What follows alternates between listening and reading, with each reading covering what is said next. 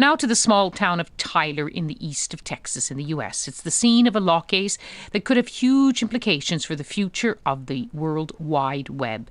Lawyers representing the top internet companies from around the world, including Yahoo, Amazon, Google, YouTube, they're all fighting it out against a company called Aeolas. Now, Aeolas claims to have invented many basic functions of interactive websites. If the court agrees with them, they'll be able to sue every company that uses them for millions, possibly billions of dollars. A lot is at stake. Well, let's go to San Francisco to join Ryan Singal. He's a blogger and journalist and one of the editors of Wired. He joins us live. So, Ryan, as simply as possible, what's it all about? What this is about is whether or not the basics of the web, things like being able to watch a video or look at an image and have the image sort of turn around, whether those things can be patented in the United States. And so there's an argument over whether there was a lot of open stuff that was done that precedes the work that this guy claims to have done, which he did just to show images for biology students, essentially. And now he's claiming that he owns that for the entire web. But people have been using these functions for some time. Why is the case coming up now?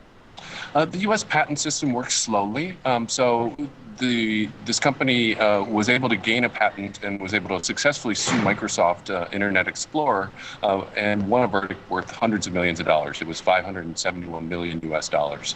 They're now taking that win, adding another patent, and they're going after all the other companies out there, Google, Amazon, even on small retailers like JCPenney.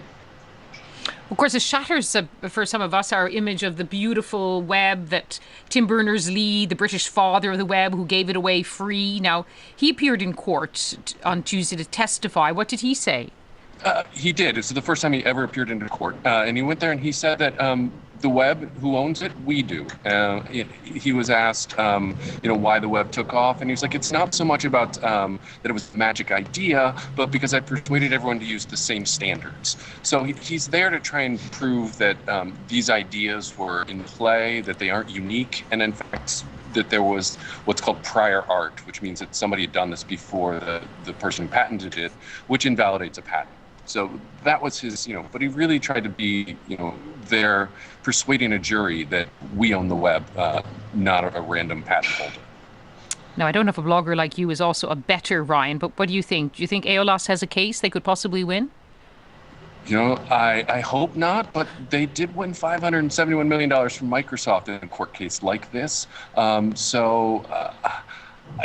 I hope not, and if they do, I think we're going to have to see some action from Congress, because you just can't let someone patent, the basic functions of the internet. And they could stand to lose a lot of money from companies which have a lot of money. Yeah, so if they win this suit, they'll be able to just essentially go to any sort of internet website, a huge list of them, and you just kind of show up with demands. And if they don't pay your demands, then you take them to court. And we're talking, not just the big guys, but even like small companies that are going to have to fork over money they can't afford. It could be really bad for the internet. Indeed, very bad indeed. Ryan Singal, thank you very much for joining us to clarify what this case is all about.